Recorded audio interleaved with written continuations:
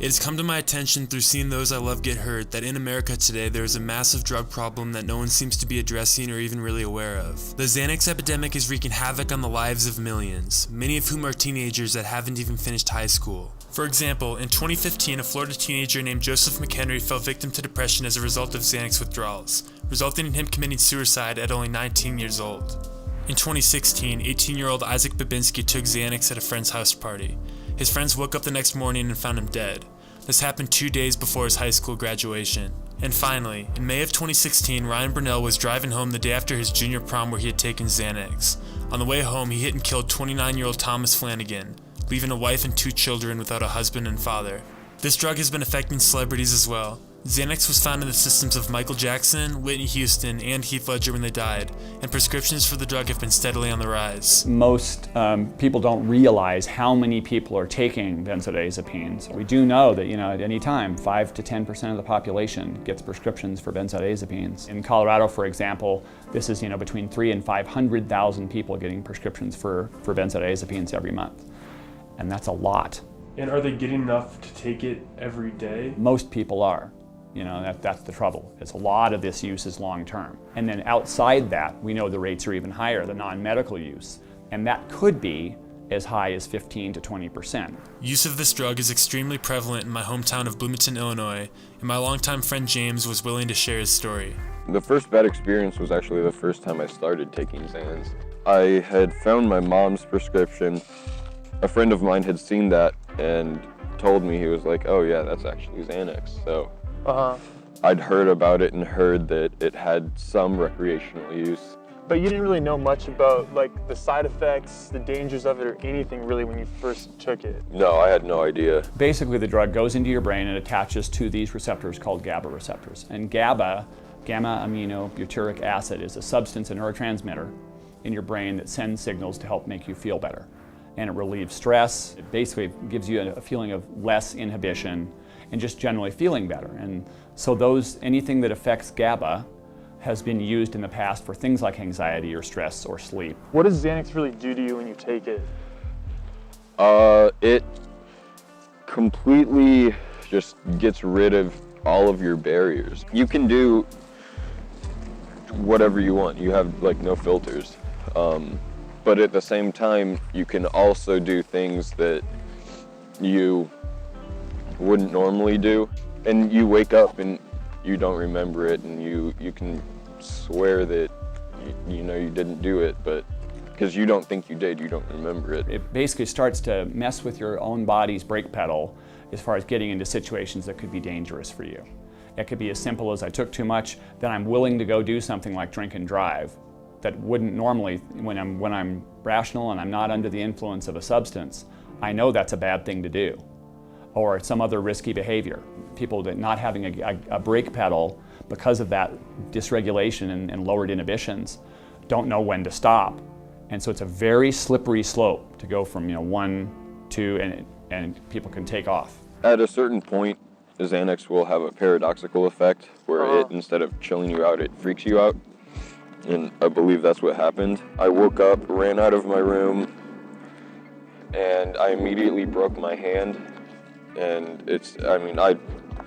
there may have been a little bit of pain, but... And this is all within a span of how long? Oh, it was probably 30 minutes this was going on. And like I said, I immediately broke my hand, but I was still punching things. I punched through a pane of glass. I came to in the hospital. I guess I called my mom when I had broken my hand. And I was with a crisis team. And you literally didn't know how you got there at first? I knew what happened, but it's like the longer the time went on, the less I remembered. And do you remember how you felt in those brief moments you kind of remember? Was it just a sort of blind rage? Yeah, I was just mad, and the only thing that could help me was destroying things, yeah.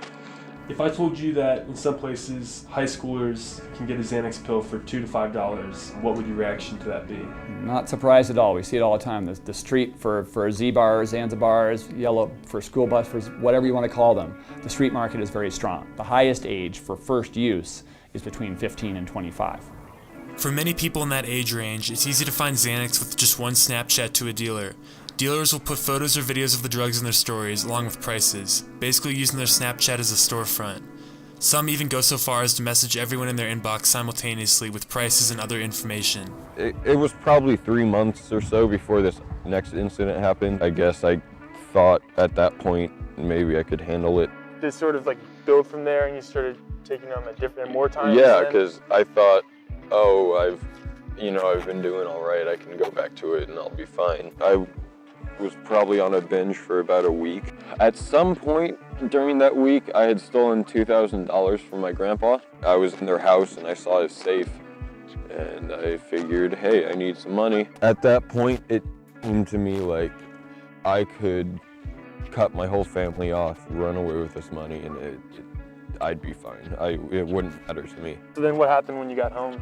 My grandpa was there. Obviously, he'd found that he was short $2,000 and said, you can go to the mental health unit and get off of this Xanax, fix yourself, or you can, I can press charges for the $2,000 you stole from me. By the time I had gotten in the car to go to the hospital, I had blacked out, but I guess I was threatening to jump out of the car, and in the emergency room, I guess I was tying a noose with the blankets, and it's just shit that I wouldn't have done if I was sober, but just in that state. It just made you into a different person. Yeah. Doctors can go off label, it's called, and prescribe a drug even for something that the FDA doesn't approve it for. If the doctor thinks that it's appropriate to try it for a patient, they can do that. And if people stop them cold turkey and they get into what's called post-acute withdrawal syndrome, your body will say, oh, I've got enough GABA now, I don't need to make any more, and relies on that drug. But when your body starts producing less, and it's called downregulation, now you've got very little GABA at all, and you feel terrible. And that withdrawal syndrome is very pronounced, and people can have nausea, vomiting, headaches, difficulty sleeping, even things that are even worse, like seizures or blackouts. That people don't realize that your body is changing, and that's the message for me. You start taking one Xanax tablet, 1 bar, your body starts to change. You do that for long term, it's going to be really hard to stop, and you may not ever be able to stop. The culture that we kind of have in the United States of a pill for every ill, that if I feel some amount of stress, I'll take a pill. If I can't sleep, I will take a pill. No matter what it is, that there's a pill for it. Xanax is constantly referenced in many different parts of our pop culture in a way that implies it isn't the type of strong and addictive substance that it is. Last fall, music artist Lil Peep died from an overdose involving Xanax. Days before he died, he posted this video on his Instagram, which is still up and has over 7 million views.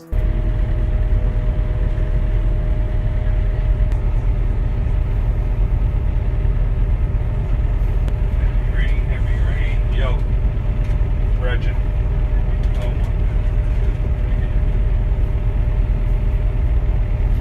He did it! I almost choked to death.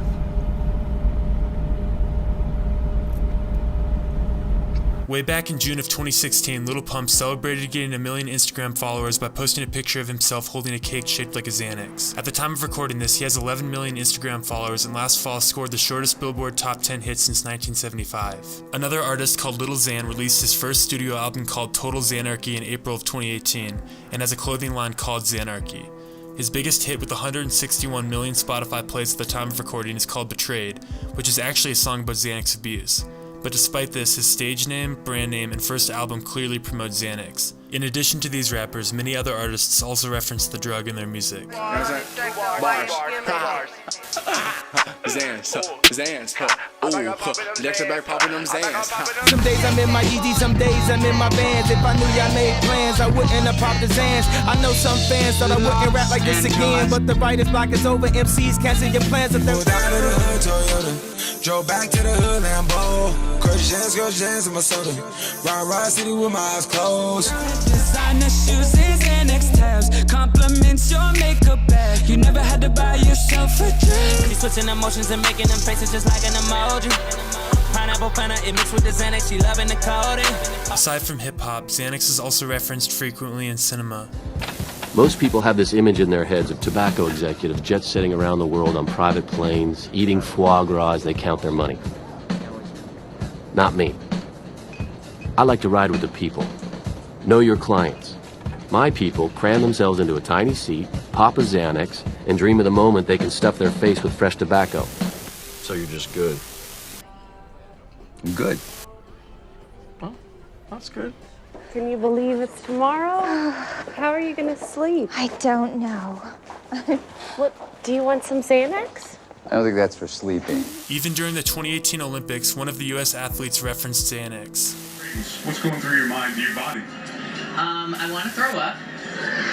I want to go over to the judges and say, can I just have a Xanax? And a quick drink? I'll be fine. But I kept it together. How does the Xanax withdrawal feel?